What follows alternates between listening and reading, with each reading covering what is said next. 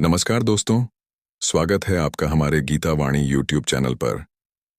यहाँ हम आपको श्रीमद् भगवद गीता के अनमोल ज्ञान और श्री कृष्ण के प्रेरणादायक विचारों से रूबरू कराते हैं। दोस्तों, आखिर व्यक्ति को जीवन में औलाद से इन दो चीजों की उम्मीद कभी नहीं रखनी चाहिए। बुढ़ापे में दुखी नहीं रहोगे। दोस्तों, आखिर वो कौन सी दो चीजें हैं जिनकी औलाद से उम्मीद नहीं रखनी चाहिए? आखिर बुढ़ापे में औलाद अपने मां बाप को धोखा क्यों दे जाते हैं? अगर आप भगवान श्री राम को सच्चे दिल से मानते हो तो कमेंट में सच्ची श्रद्धा से जय श्री राम जरूर लिखे। मैं भगवान श्री राम से प्रार्थना करता हूं कि हे प्रभु श्री राम, जो भी भक्त इस वीडियो को पूरा देखेगा और कमेंट में जय श्री राम लिखेगा, उनके घर परिवार को सुख शांति और संपत्ति से भर देना। दोस्तों, एक बार नारद जी नारायण नारायण कहते हुए भगवान श्री कृष्ण के पास द्वारिका आते हैं और भगवान श्री कृष्ण को प्रणाम करता है। भगवान श्री नारद जी को अचानक आया देखकर पूछते हैं कि देवर्षि नारद, आज आपका अचानक आगमन कैसे हुआ? तब नारद जी श्री कृष्ण से कहते हैं, हे प्रभु, में मन में एक विचित्र सवाल चल रहा है जिसका उत्तर मुझे नहीं मिल रहा है। उसी का उत्तर आपसे जानने मैं आपके पास द्वारिका आया हूं। श्री कृष्ण कहते हैं, कहो देवर्षि, तुम्हारे मन में कौन सा सवाल चल रहा है? हे प्रभु, जब मैं धरती लोक पर विचरण कर रहा था तब देखा कि बुढ़ापे में औलाद अपने मां बाप का सेवा करने के बजाय उसे घर से निकालकर जबरदस्ती वृद्धाश्रम में डाल रहे हैं। हे प्रभु, यह सब किस कारण से होता है, कृपया मुझे बताए। श्री कृष्ण कहते हैं, हे देवर्षि, मैं इसका उत्तर आपको एक कथा के माध्यम से समझता हूं। इसे ध्यानपूर्वक पूरा सुनना, और जो भी व्यक्ति इस कथा को पूरा सुन लेता है उसको उनका औलाद कभी धोखा नहीं देगा। श्री कृष्ण कहते हैं, हे देवर्षि नारद जी, प्राचीन समय की बात है। किसी जंगल में एक मोर मोरनी का जोड़ा अपना घोंसला बनाकर रहते थे। वो दोनों पति पत्नी एक दूसरे से बहुत प्रेम करते थे। एक दिन की बात है, मोर की पत्नी गर्भवती हो जाती है। इस बात को जानकर कि अब वो दोनों माता पिता बनने वाले हैं, मोर और मोरनी बड़े प्रसन्न थे, बड़े खुश थे। मोर अपनी पत्नी का बड़ा ख्याल रखता था। हर दिन उसे दाना पानी लाकर घोंसले में दिया करता था। अब धीरे धीरे समय गुजरता गया और मोर की पत्नी का प्रसव का समय निकट आ जाता है। अब मोर की पत्नी बड़ी प्रसन्न थी। वह अपने पति मोर से कहती है कि पीआरडी, हमारी संतान आने वाली है। बहुत ही जल्द मैं अपने बच्चों को जन्म देंगी। बुढ़ापे में वह हमारी खूब सेवा करेंगे, हमारा सहारा बनेंगे। अब हमें किसी बात की चिंता नहीं है, हमारी संतान हमारी खूब सेवा करेगी। दोस्तों, मोर कहता है कि प्रिय, हमें ऐसा नहीं सोचना चाहिए कि हमारी संतान हमारी सेवा करेगी या हमारा बुढ़ापे का सहारा बनेगा। मोर की पत्नी कहती हैं कि पीजी, आप ऐसा क्यों कह रहे हैं? हर संतान अपने माता पिता की सेवा करती है, फिर हमारी संतान हमारी सेवा क्यों नहीं करेगी? तब मोर कहता है कि हे प्रिय, मैं तुम्हें एक कहानी के माध्यम से बताता हूं कि बुढ़ापे में अपनी औलाद से माता पिता को इन दो चीजों की उम्मीद कभी ही नहीं करनी चाहिए, और जो भी मनुष्य इन दो बातों को याद कर लेगा वह अपने बुढ़ापे में कभी दुख नहीं भोगेगा। दोस्तों, अब मोर अपनी कहानी प्रारंभ करता है। मोर कहता है कि हे प्रिय, किसी नगर में एक व्यक्ति रहता था। उस व्यक्ति के घर में ईश्वर का दिया हुआ सब कुछ था। खूब रुपए पैसे, धन दौलत, मान सम्मान, सब कुछ होने के बाद भी को पति पत्नी दुखी रहते थे। उनके दुख का कारण था कि ईश्वर की कृपा से उसके घर में सब कुछ था, इन कोई संतान नहीं थी। साथ इस बात को लेकर दोनों पति पत्नी अक्सर चिंतित रहते थे। इस तरह दोनों पति पत्नी को एक साथ रहते हुए 15 साल गुजर जाते हैं, लेकिन उनके घर में कोई संतान नहीं होती है। वह व्यक्ति अपनी पत्नी को अच्छे से अच्छे डॉक्टर को दिखाता है। महंगे से महंगे अस्पताल में जाकर वह अपनी पत्नी का इलाज करता है। पवित्र तीर्थ स्थान पर जाकर संतान प्राप्ति की मन्नत मांगता है। मंदिर में जाकर मथा टेकता है। तब कहीं जाकर शादी के 20 साल बाद उसकी इच्छा पूरी होती है। ईश्वर की कृपा से उस व्यक्ति की पत्नी को एक पुत्र प्राप्त होता है। अस्पताल में बच्चे का जन्म होता है। पुत्र जन्म की बात सुनकर वह व्यक्ति खुश हो जाता है। बच्चे की साफ सफाई के बाद उस अस्पताल की नर्स जब उनके नन्हे से पुत्र को लेकर उनके पास पहुंचती है तो दोनों पति पत्नी पूछने लगते हैं कि हमारी संतान कैसी है, कोई दिक्कत तो नहीं है। दोनों पति पत्नी की इन बातों को सुनकर नर्स उस व्यक्ति की पत्नी से कहने लगती है कि बहन जी, आपको जो पुत्र हुआ है वह सुंदर है, अच्छा है, लेकिन इसमें कमी है। नर्स के मुंह से जब बच्चे की मां यह सुनती है कि कोई कमी है तो वह चिंतित हो जाती है। नर्स कहती है कि बहन, घबराने की कोई बात नहीं है। बहन जी, जो आपको पुत्र हुआ है वह सुंदर है, स्वस्थ है, बस उसमें एक कमी है कि उसकी एक आंख नहीं है। तुम्हारा पुत्र एक आंख से काना है, बस यही कमी है, बाकी सब ठीक है। दोस्तों, जब उस मां को यह पता चलता है कि मेरे बेटे की एक आंख नहीं है, मेरा पुत्र एक आंख से काना है, तो वह मां रोने लगती है और अपने पुत्र को सीने से लगा लेती है और कहने लगती है कि कोई बात नहीं, मेरे पुत्र की एक आंख नहीं है तो क्या हुआ, एक आंख तो सही है, जैसा भी है, पर यह तो मेरे दिल का टुकड़ा है। मेरे लिए दुनिया का सबसे सुंदर बच्चा मेरा पुत्र है। दोस्तों, मां के लिए सभी संतानें बराबर होती हैं, चाहे कोई काला हो, कुरूप हो, या चाहे कोई गोरा और सुंदर। मां कभी अपने बच्चों का शरीर नहीं देखती, वो उनकी आत्मा से जुड़ी होती है। मां उस बालक को देखकर कहती हैं, तो कितना सुंदर है मेरा बच्चा। दोस्तों, उस मां की इन बातों को सुनकर नर्स की आंखों में भी आंसू आ जाते हैं। वो नर्स सोचने लगती है, यदि परमात्मा को संतान का सुख देना ही था तो इस पुत्र को दोनों आंखें दे देता। मां कहने लगती है कि कोई बात नहीं, जैसा भी है, आखिर है तो मेरा ही बेटा, पर आज इसकी अगर दोनों आंखें सलामत होती तो और भी अच्छा होता है। दोनों आंखों के साथ मेरा पुत्र कितना सुंदर लगता। दोस्तों, मां की इन बातों को वह नर्स सुनती है तो वो कहने लगती है, बहन जी, यदि आप चाहते हो कि आपके पुत्र की दोनों आंखें हों तो ऐसा भी हो सकता है। जब मां यह सुनती है कि उसके बच्चे की दोनों आंखें लग सकती हैं तो वो कहने लगी, नर्स मैडम, यह कैसे संभव। अब नर्स उन्हें बताते हुए कहती है कि ऐसा हो तो सकता है, उसके लिए आप दोनों माता पिता में से किसी एक को अपनी एक आंख देनी होगी, इससे आपके पुत्र की दोनों आंखें ठीक हो जाएंगी। दोस्तों, नर्स की इन बातों को जब वो व्यक्ति सुनता है तो वह कहने लगता है, कोई बात नहीं नर्स मैडम, हमारे पुत्र की एक आंख तो सही सलामत है। हमारा पुत्र एक आंख से ही दुनिया देख सकता है, दूसरी आंख उसे लगाने की कोई जरूरत नहीं है। हमारा पुत्र जैसा भी है, अच्छा है। मैं अपनी आंखें दान नहीं कर सकता क्योंकि मेरा घर मेरी मेहनत मजदूरी से ही चलता है। जब मेरी एक आंख नहीं होगी तो कैसे मैं अपने परिवार को पाल पाऊंगा, कैसे इस बच्चे का खर्च उठा पाऊंगा। यह तो तभी संभव है जब मेरी दोनों आंखें ठीक होंगी। मैं एक पिता हो और अपनी पत्नी को और बच्चों को पालने का भार मेरे कंधों पर है। अब रही बात मेरे पुत्र के एक आंख की, तो ये सब परमात्मा की देन है। ईश्वर ने जिसे जिस रूप में भेजा है वह हमारा पुत्र उसी रूप में ठीक है। दोस्तों, पिता ने तो साफ इनकार कर दिया, लेकिन मां तो आखिर मां होती है। को नर्स से कहती है कि मैडम, यदि ऐसा हो सकता है तो मैं अपनी एक आंख अपने पुत्र को देना चाहती हूं। मेरा क्या है, मुझे तो घर पर ही रहना है, लेकिन मेरे बेटे को तो अपना पूरा जीवन काटना है। इसलिए नर्स मैडम, मैं अपनी एक आंख अपने पुत्र को देना चाहती हूं। जब वह व्यक्ति अपनी पत्नी से कहता है कि इस तरह तो तुम कानी हो जाओगी, तो वह मां कहती है कि मुझे मंजूर है कि मैं एक आंख से कानी हो जाऊं, लेकिन मैं अपने पुत्र को दोनों आंखों के साथ देखना चाहती हूं। मेरी एक आंख ले लो और मेरे बेटे को लगा दो। मेरे बेटे की जब दोनों आंखें होगी तो दोनों आंखों के साथ वह कितना सुंदर लगेगा। मैं अपने पुत्र को एक आंख दान में देना चाहती हूं। दोस्तों, इस प्रकार मां के कहने पर डॉक्टर उस मां की एक आंख निकालकर उसके पुत्र को लगा देते हैं। इस तरह पुत्र की दोनों आंखें सही हो जाती हैं और मां एक आंख पुत्र को देने के बाद एक आंख से काना हो जाती है। दोस्तों, मोड़ आगे अपनी पत्नी से कहता है कि प्रिय, कुछ दिन तक वे दोनों लोग अस्पताल में रहते हैं। जब दोनों मां बेटे स्वस्थ हो जाते हैं तो अस्पताल से मां बेटे को छुट्टी मिल जाती है। इस प्रकार वह व्यक्ति अपनी पत्नी और पुत्र को लेकर अपने घर आ जाता है और दोनों पति पत्नी मिलकर अपने नए पुत्र का पालन पोषण करने लगते हैं। इस प्रकार अपने बच्चों का पालन पोषण करते हुए और उनका पुत्र 5 साल का हो जाता है। सब कुछ अच्छा चल रहा होता है। तभी एक दिन उस बच्चों के पिता की किसी सड़क दुर्घटना में प्राण चले जाते हैं। जब उसकी पत्नी को अपने पति की मौत की खबर मिलती है तो वह बेचारी दहाड़े मारकर रोने लगती है। वह सोचने लगती है कि मेरा 4 साल का बच्चा है, घर में एक ही कमाने वाले थे और वो भी मुझे छोड़कर चले गए।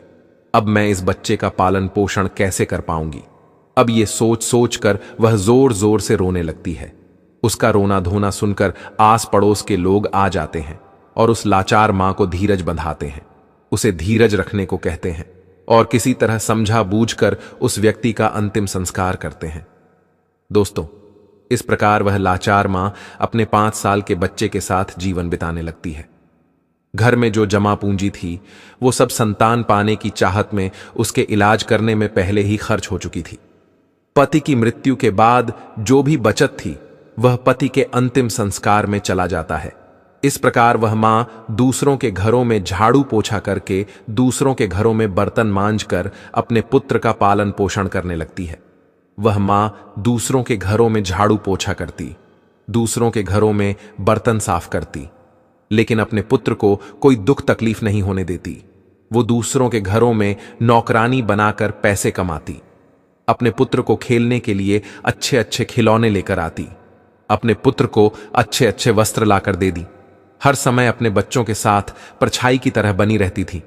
जब उसका बेटा थोड़ा और बड़ा हो जाता है, जब वह पुत्र 6 साल का हो जाता है, तो एक दिन वह मां अपने बेटे को लेकर एक विद्यालय में पहुंचती है और उसे विद्यालय के प्रधानाचार्य से विनयपूर्वक कहती है कि भाई साहब, मुझे अपने बेटे का इस विद्यालय में दाखिला करना है। दोस्तों, वो मां विद्यालय में अपने बच्चे का एडमिशन करने जाती है। वह विद्यालय उस नगर का एक प्रसिद्ध विद्यालय होता है। उस विद्यालय में अमीर लोगों के बच्चे पढ़ते थे। जब उस विद्यालय का बड़ा मास्टर फटे पुराने कपड़े में उसकी मां को देखता है तो सोचने लगता है कि बच्चा तो सुंदर है, लेकिन मां कपड़ों से ऐसी लग रही है जैसे कोई भिखारी हो। यह बेचारी कहां से इस बच्चे की किताबें और इतनी महंगी फीस भर पाएगी। इसलिए वह समझते हुए उसे बच्चों की से कहता है कि बहन जी, हमारे विद्यालय की फीस कुछ ज्यादा है। हमारे विद्यालय में अमीरों के बच्चे पढ़ते हैं, इसलिए बेहतर होगा आप अपने बच्चे का एडमिशन किसी सरकारी स्कूल में कर दें। मास्टर जी की इन बातों को सुनकर मां कहने लगती है कि सर जी, आप पैसों की चिंता मत करिए, आपकी जो भी फीस होगी उसे मैं समय से जमा कर दिया करूंगी। मेरा एक लौटा बालक है और मैं चाहती हूं कि मेरा बच्चा पढ़ लिख कर बड़ा डॉक्टर बन जाए, इसलिए मैं इसे आपके विद्यालय में लेकर आई। दोस्तों, वो बड़ा मास्टर जब उस मां की इन बातों को सुनता है तो उस मां की बातों को सुनकर वह बहुत ही प्रभावित होता है और उस बच्चों की मां से कहता है, ठीक है बहन जी, यदि तुम जिद करती हो तो हम तुम्हारे बच्चे को भर्ती कर देते हैं। इस प्रकार उसके बच्चे का एडमिशन उस विद्यालय में हो आता है और वह बालक विद्यालय में पढ़ने जाने लगता है।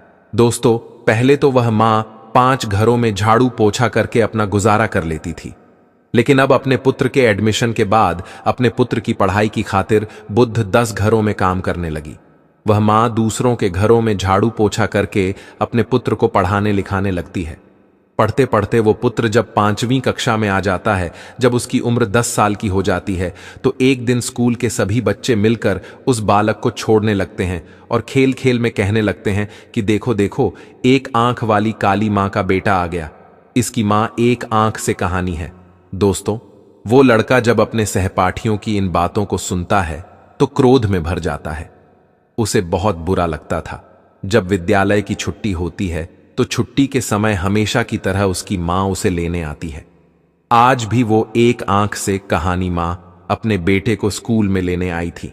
तो वह लड़का अपनी मां से कहता है कि मां, कल से मुझे विद्यालय में छोड़ने मत आना और बुलवाने भी बताना। जब मां पूछती है कि पुत्र क्या बात हो गई, तुम ऐसा क्यों कह रहे हो, तो लड़का कहने लगता है कि मां, तुम्हारी सूरत ठीक नहीं है, तुम्हें एक आंख से कहानी हो। तुम जब मेरे साथ विद्यालय में आती हो तो मेरे साथ के लड़के मेरा मजाक उड़ाते हैं और तुम्हारी वजह से मुझे शर्मिंदा होना पड़ता है। तुम ऐसी हो वैसी हो, इस तरह की बातें करते हैं। दोस्तों, वो लड़का अपनी मां से दुनिया भर की शिकायतें करता है। जब वह मां अपने पुत्र के मुख से इन बातों को सुनती है तो उसे बहुत दुख होता है, लेकिन अपने पुत्र की इन बातों को सुनकर वह चुप रहती है और अपने पुत्र की बातों को सहन कर लेती है। मां कहती हैं, कोई बात नहीं पुत्र, तुम चाहते हो तो मैं तुम्हारे साथ कल से विद्यालय नहीं होंगी, लेकिन तुम अकेले विद्यालय कैसे आ पाओगे। अपनी मां की इन बातों को सुनकर वह पुत्र कहता है, मां, अब मैं बड़ा हो गया, और अब मैं इस काबिल हो चुका हूं कि मैं अकेला विद्यालय जा सकता हूं। इसलिए तुम्हें मेरे साथ विद्यालय आने की कोई जरूरत नहीं है।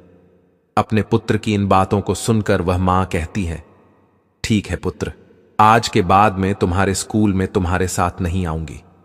लेकिन बेटा, तुम सावधानी से घबराना। तुम्हारे पिता की सड़क दुर्घटना मौत हुई थी।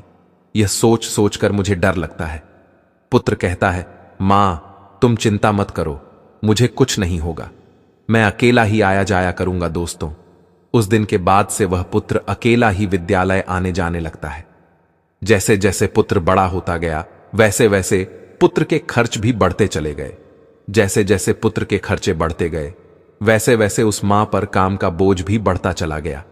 दोस्तों, धीरे धीरे समय गुजरता चला गया और इस प्रकार वो लड़का विद्यालय की पढ़ाई पूरी कर लेता है और उसकी पूरी क्लास में सबसे अच्छे नंबर आते हैं। इसके बाद वह आगे की पढ़ाई करने के लिए शहर चला जाता है।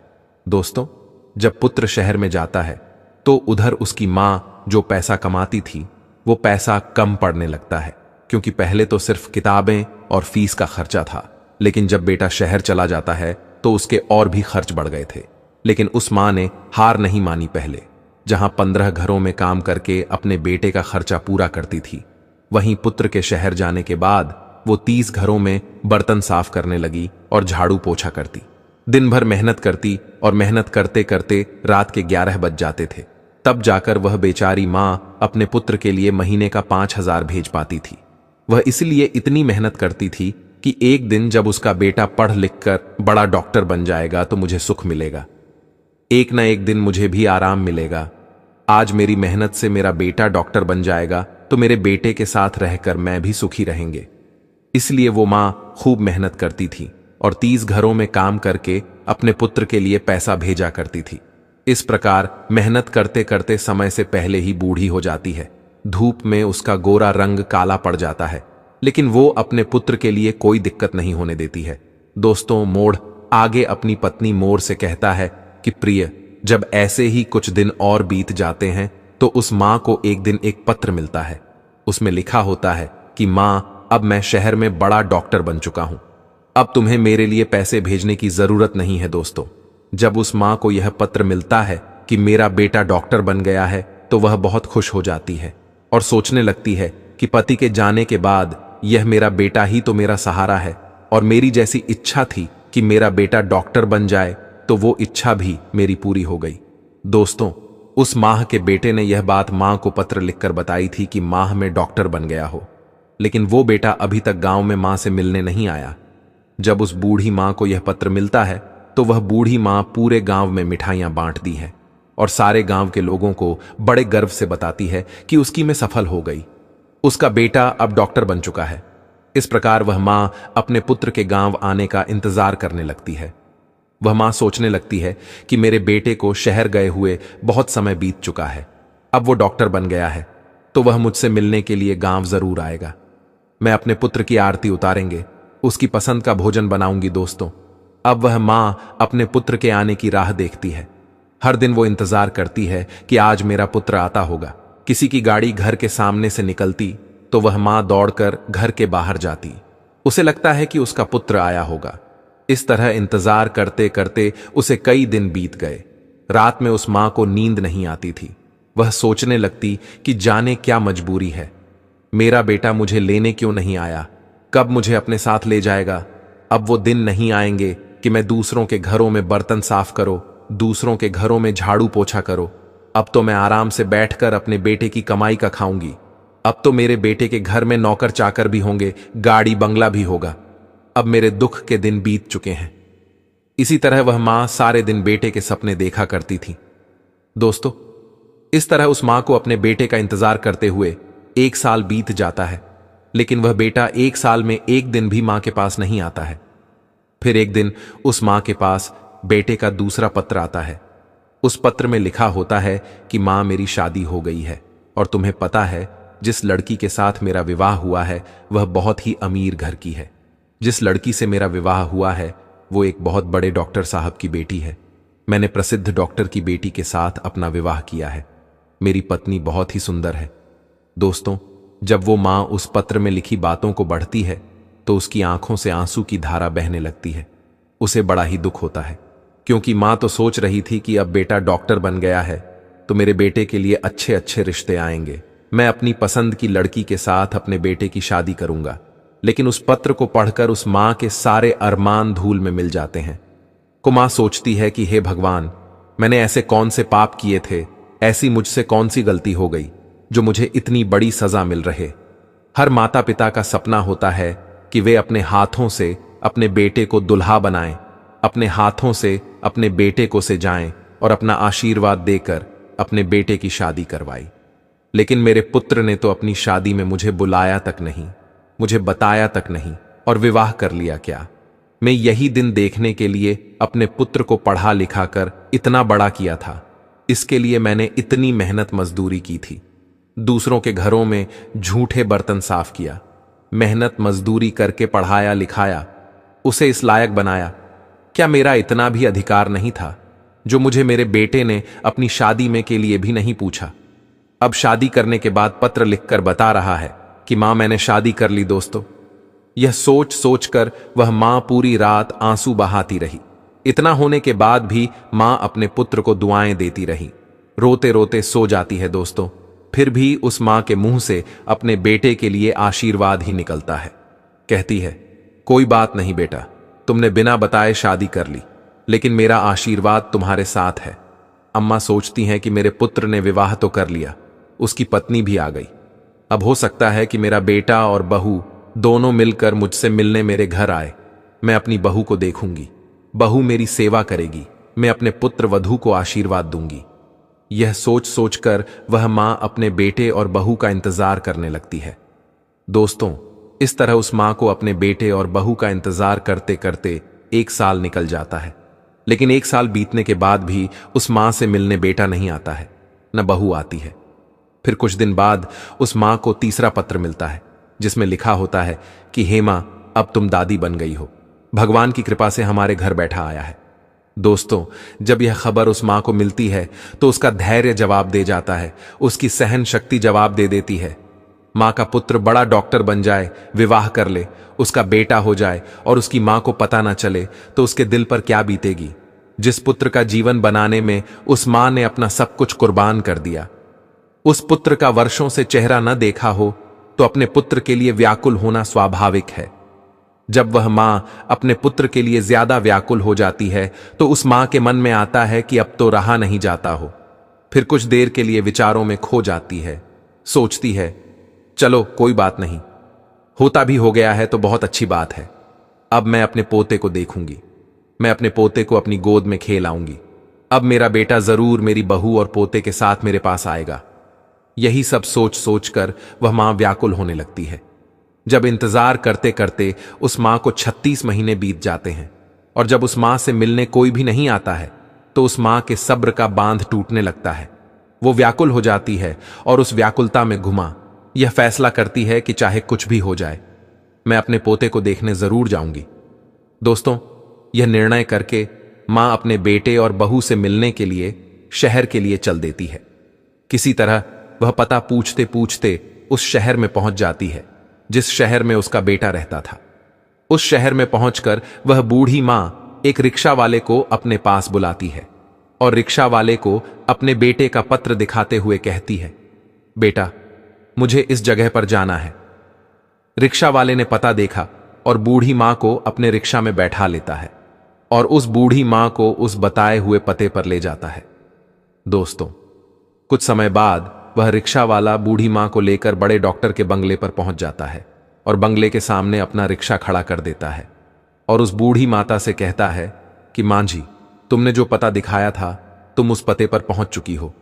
ये जो सामने बांग्ला है, यहीं रहते हैं। डॉक्टर साहब, वह मां उस रिक्शा वाले को किराया देती है और अपना झोला उठाकर बंगले की तरफ चल देती है। मां की नजर जब डॉक्टर साहब के बंगले पर पड़ती है तो वह खुश हो जाती है। वह देखती है कि सुंदर आलीशान बंगला बना हुआ है। बंगले के सामने चमचमाती गाड़ी खड़ी है और दरवाजे पर चपरासी बैठे हुए हैं। यह देखकर उस मां को बड़ी खुशी होती है कि कितने सुंदर घर में मेरा बेटा रहता है। दोस्तों, वो मोर आगे कहता है कि प्रिय, वह बूढ़ी मां जो एक थैली में अपने पोते के लिए, खिलौने बहू के लिए साड़ियां और कुछ मिठाइयां लेकर आई थी। जब वो थैले को लेकर वह मां बंगले के अंदर जाने लगती है तो जैसे ही बंगले के अंदर घुसती है तो गेट के पास खड़े एक चपरासी की नजर उस पर पड़ती है। चपरासी देखता है कि फटे पुराने कपड़े पहने एक काली कलूटी बुढ़िया जो एक आंख से कहानी है बंगले के अंदर घुसे जा रही है। जब वह चपरासी उस महिला को देखता है तो कहने लगता है कि तुम्हें किससे मिलना है, इस तरह अंदर कहां चली जा रही हो। चपरासी के जब ये शब्द उस मां के कानों में पड़ते हैं तो वह मां एकदम से रुक जाती है और चपरासी से कहती है कि यहां पर मेरा बेटा रहता है, मेरे बेटे के पुत्र हुआ है, इसलिए मैं अपने मुद्दे को देखने आई। चपरासी उस मांग को डांटते हुए कहता है, बुढ़िया, तूने कभी अपनी शक्ल देखी है? तुम्हें पता है कि यह किसका बांग्ला है? यह एक बड़े डॉक्टर साहब का बंगला है। तब वह मां कहने लगती है, मुझे पता है यह डॉक्टर साहब का बंगला है और जो तुम्हारे डॉक्टर साहब हैं वही मेरे पुत्र हैं। वह हंसी कहने लगता है, अरे बुढ़िया, तुम गांव देहात की महिला ना, तुम्हारे कपड़े ठीक है, मैं तुम्हारी शक्ल ठीक है, डॉक्टर साहब तुम्हारे बेटे कैसे हो सकते हैं? दोस्तों, जब यह बात पास में खड़ा हुआ एक दूसरा चपरासी सुनता है तो वह भी उस मां के पास पहुंच जाता है। जब उसे पता चलता है कि यह बुढ़िया कह रही है कि डॉक्टर साहब आपकी मां है तो वह चपरासी उनसे पूछने लगता है कि मां, आपके पास कोई प्रमाण है जिससे हम पता कर सके कि तुम हमारे डॉक्टर साहब की मां हो? जब वो मां उस दूसरे चपरासी की इन बातों को सुनाती है तो तुरंत ही अपनी साड़ी के पल्लू में बंधा हुआ वह पत्र उस चपरासी को दिखाती है जो उसके पू ने अपनी मां को भेजे था। जब चपरासी उस पत्र को खोलकर देखता है और भेजने वाले का पता देखता है तो उस बूढ़ी मां से माफी मांगने लगते हैं और कहते हैं, हे माता, हमें माफ कर दो, हमें नहीं पता था कि तुम डॉक्टर साहब की मां हो। दोस्तों, वो मां कहती हैं कि चलो कोई बात नहीं, मैं तुम्हें माफ कर दे, मुझे बताओ कि मेरा बेटा और बहू कहां पर है। तब वह चपरासी दूर से इशारा करते हुए कहता है कि ऊपर जो कमर दिख रहा है वह तुम्हारे बेटे का कमरा है और वो अभी इस समय घर पर ही है। दोस्तों, अब वह मां अपना सामान तो नीचे रख देती है कि सामान को तो मैं बाद में ले जाऊंगी, पहले अपने पोते को देख लेती हूं, बहू को देख लेती हूं। बूढ़ी मां अपने पोते को देखने के लिए जल्दी जल्दी सीढ़ियां चढ़कर घर के अंदर जाती है। जैसे ही वह मां घर के अंदर आती है तो वह देखती है कि घर के आंगन में बल्ला रखा हुआ है और उस पालने में उनका पोता झूल रहा है। जैसे ही उस बूढ़ी मां की नजर अपने पोते पर पड़ती है तो वह दौड़कर पालने से अपने पोते को उठा लेती है और अपने पोते को सीने से लगाकर दुलार करने लगती है। दोस्तों, जब वह बूढ़ी मां अपने पोते को गोदी में लेकर दुलार करने लगती है तो बच्चे की नींद टूट जाती है और वो जोर जोर से रोने लगता है। बच्चे के रोने की आवाज जब पुत्र वधू के कानों में पड़ती है तो वह रसोई से बाहर आती है और सोचती है कि न जाने मेरे बच्चे को क्या हो गया, इतनी तेज क्यों रो रहा है। जब वो रसोई से निकलकर आंगन में आती है और अपने बच्चे को एक भिखारी जैसी दिखने वाली बुढ़िया के हाथों में देखती है तो वह चिल्लाने लगती है। अपने पति को आवाज देती है कि सुनिए जी, कोई काली कल्लूटी बुढ़िया जो एक आंख से कहानी है वह हमारे बच्चे को छुड़ाने आई है।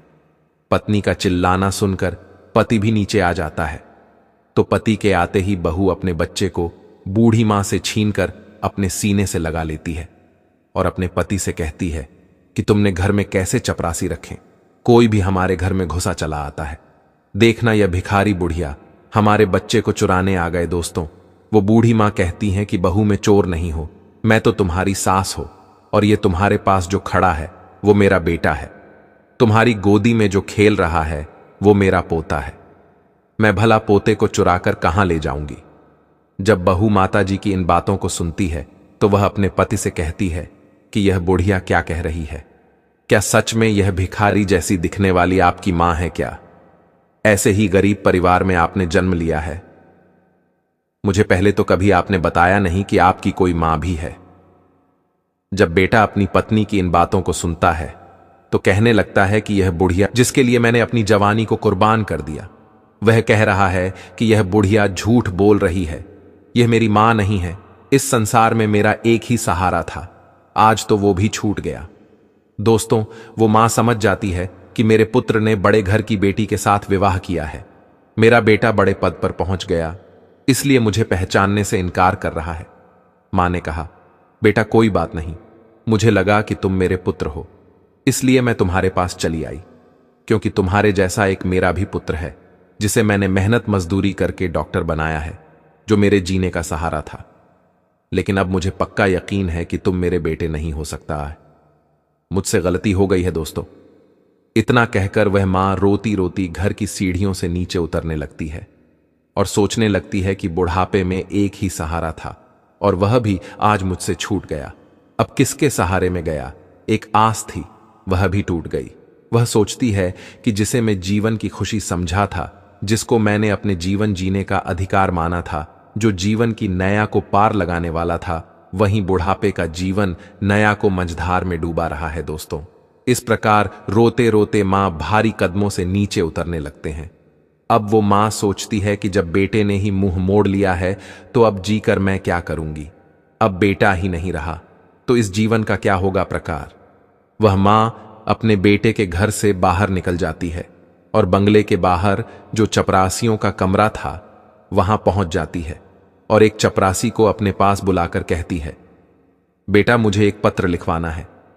क्या तुम मेरे लिए इतना कर सकते हो दोस्तों? क्योंकि चपरासियों को तो पहले ही पता था कि यह बूढ़ी औरत डॉक्टर साहब की मां है, इसलिए वे तुरंत ही कागज कलम ले आता है और पूछने लगता है कि बताओ मां जी, मुझे क्या लिखना है? इस तरह बूढ़ी मां बोलती जाती है और वह चपरासी लिख आता जाता है। जब वह पत्र पूरा लेख जाता है तो वह मां उस चपरासी से कहती है, बेटा मुझे बहुत जोरों की प्यास लगी है, क्या तुम मेरे लिए थोड़ा पानी ला सकते हो दोस्तों? उस मां के कहने पर चपरासी तो बूढ़ी मां के लिए पानी लेने चला जाता है और इधर वह बूढ़ी मां अपनी साड़ी का फंदा पंखे में डालकर और आत्महत्या कर लेती है। जब चपरासी पानी लेकर वापस लौटता है तो कमरे का नजारा देखकर हैरान रह जाता है। चपरासी ने देखा कि वह माताजी फांसी के फंदे पर झूल रही है। अब तुरंत ही वह जाकर यह खबर डॉक्टर साहब को देता है। इस खबर को सुनकर वह पति पत्नी दौड़े दौड़े उस कमरे में आते हैं। आगे आगे डॉक्टर साहब और पीछे पीछे उनकी पत्नी दौड़ते हैं। जब वो पुत्र अपनी मां को इस हालत में देखता है तो अपनी मां को देखकर उसके पैरों तले जमीन खिसक जाती है। दोस्तों, वो पुत्र अपना माथा पकड़ लेता है और सिर पकड़कर जमीन पर बैठ जाता है। वह सोचने लगता है कि मुझे नहीं पता था कि मेरी बातें मेरी मां को इतनी बुरी लगेगी। मैं तो अपनी पत्नी को झूठी शान शौकत दिखाने के कारण मां को पहचानने से इनकार कर रहा था, इसलिए कह रहा था कि मेरी कोई मां नहीं है। मुझे डर था कि मेरी असलियत जानकर मेरी पत्नी मुझे छोड़ ना दे, इसलिए मैंने यह बोल दिया कि मेरी कोई मां नहीं है।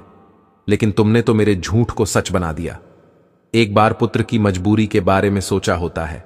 जब पत्नी की नजर फांसी पर झूलती हुई उस मां के हाथों पर पड़ती है, जब उस बेटे की पत्नी फांसी पर झूलती हुई मां के हाथों में कागज का टुकड़ा देखती है, तो वो उस कागज के टुकड़े को बूढ़ी मां के हाथों से लेकर पढ़ने लगती है। पढ़ते पढ़ते उसकी आंखें भर आती हैं। उस पत्र में लिखा हुआ था कि बेटा मेरा आशीर्वाद है कि तुम खूब उन्नति करो। मेरा आशीर्वाद तुम्हारे साथ है। जाते जाते तुम्हें कुछ राज्य बताना चाहती हूं। बेटा मैं अच्छी नहीं दिखती हूं, तो उसके पीछे भी एक कारण तुम ही हो। जब तुम्हारा जन्म हुआ था उस समय तुम्हारी एक आंख नहीं थी। मैंने अपनी एक आंख तुम्हें देखकर तुम्हें सुंदर बनाया था, सुंदर रूप दिया, और मैं कुरूप हो गई। और इस कुरूप चेहरे से तुम नफरत करते हो क्योंकि मैं कहानी हो और दूसरा मेरा रंग काला है। यह भी ऐसा नहीं था बेटा। आज तुम जिस मुकाम पर बैठे हो उस मुकाम पर तुम्हें पहुंचाने के लिए मैंने दिन रात मेहनत की है। मैंने कभी नहीं देखा कि कितनी गर्मी है, कितनी सर्दी है। तुम्हें पढ़ाने लिखाने के लिए, तुम्हारे खर्च उठाने के लिए मेन काली कलूटी हो गई। उसका भी मुझे कोई मलाल नहीं है। तुम सुंदर हो, इसकी मुझे खुशी है। मैं तुम्हें देखना चाहती थी, अपने पोते को देखना चाहती थी, अपनी बहू से मिलना चाहती थी, इसलिए मैं शहर चली आई, क्योंकि तुमने तो कभी गांव जाकर मेरा हाल नहीं पूछा। लेकिन जब मैं स्वयं चलकर तुमसे मिलने आई तो तुमने तो मुझे पहचानने से इनकार कर दिया। इसीलिए लगा कि अब दुनिया में मेरा कोई नहीं है। अब जीने का मेरा उद्देश्य खत्म हो गया है। जब कोई रहा नहीं तो मेरे जीने का क्या फायदा बेटा। जाते जाते ईश्वर से प्रार्थना करती हूं कि तुम सदा खुश रहो, तुम्हारी संतान खुश रहे। दोस्तों, जब उसे बेटे की पत्नी यह पत्र पढ़कर अपने पति को सुनाती है तो उस बेटे का सिर शर्म से नीचे झुक जाता है। उसे अपने आप से घृणा होने लगती है कि जिस मां ने मेरी जिंदगी बनाने में अपना सब कुछ ने और चावल कर दिया, वहीं मां आज मेरी चौखट पर मुझसे मिलने आई तो मैंने एक गिलास पानी तक नहीं पूछा। किस प्रकार दोनों पति पत्नी अपनी गलती के लिए उस मरी हुई मां से माफी मांगते हैं। लेकिन अब क्या हो सकता था, वो मां तो उनकी माफी सुनने के लिए वहां मौजूद नहीं थी, उनसे बहुत दूर जा चुकी थी, जहां से कोई नहीं आता। दोस्तों, अब डॉक्टर साहब के जीवन में सिर्फ पछताना ही रह गया था। कैसी यह दुनिया है। कुछ लोगों के जीवन में मां नहीं होती तो वह सारे जीवन मां के लिए तरसते हैं, और जिसके जीवन में मां होती है तो उस मां की बच्चे कदर नहीं करते। दोस्तों, पत्नी और बच्चे दोबारा मिल सकते हैं, पर मां दोबारा नहीं मिल सकती है। एक संतान ही माता पिता के जीने का सहारा होती है, बुढ़ापे की लाठी होती है। ऐसे में जब बेटा ही अपने धन के नशे में, अपने पद के नशे में माता पिता को पहचानने से इनकार कर देता है, या अपने माता पिता को भुला देता है, या घमंड में आकर उनका अपमान कर देता है, तो दुनिया में माता पिता को सबसे बड़ा दुख ऐसे ही बेटों से होता है। माता पिता अपनी संतानों का भविष्य बनाने के लिए, उन्हें सफल बनाने के लिए अपना पूरा जीवन लगा देते हैं, और जब वही संतान धन और पद के नशे में अपने मां बाप का अपमान करते हैं तो उन्हें बहुत ही पीड़ा होती है। दोस्तों, मोर आगे कहता है कि हे प्रिय, यदि आपके मां बाप है तो उनका आदर करना चाहिए, क्योंकि मनुष्य की सफलता में मां बाप का ही योगदान है। कुछ मूर्ख बच्चे पूछते हैं कि मां तुमने हमारे लिए क्या किया है। अरे मूर्ख बच्चे, जो कुछ किया है माता पिता नहीं तो किया है। तुमको बनाया, तुमको पढ़ाया खाया, तुम्हें पालने में दुख उठाए, माता पिता को भूलकर तुम तो अपने आप को भूल गए हो।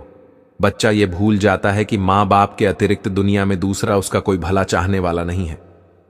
माता पिता मर के भी तुम्हारा भला ही चाहेंगे। ऐसा ही देशी तुम्हें कहां मिलेगा। और सब लोग जो तुम्हारे अपने होने का दावा कर रहे हैं, वो सिर्फ एक निश्चित समय तक और एक मतलब तक ही तुम्हारा भला चाहते हैं। लेकिन माता पिता बिना स्वार्थ के जीवन भर तुम्हारा हित चाहते हैं। दोस्तों, मोर आगे कहता है कि हे प्रिय, एक पुत्र को जन्म देने में एक स्त्री अपनी सुंदरता को खो देती है, लेकिन वही पुत्र जब जवान होता है, जब उसकी शादी हो जाती है, तो वही पुत्र अपनी पत्नी की सुंदरता में अपने माता पिता को खो देता है। माता पिता अपनी संतान के सुखों के लिए सब कुछ त्याग देते हैं, लेकिन जब बच्चे बड़े हो जाते हैं, कुछ देने के काबिल हो जाते हैं, तो हम क्या देते हैं? सिर्फ आंसू, लाचारी, दुख, अकेलापन। दोस्तों, जो संतान माता पिता को सिर्फ इसलिए भुला देती है कि उनके बुढ़ापे को देखकर आपके मित्रों में आपकी इज्जत कम हो जाएगी, तो यह उनकी सबसे बड़ी भूल है। उम्र उस पड़ाव पर पहुंचने के बाद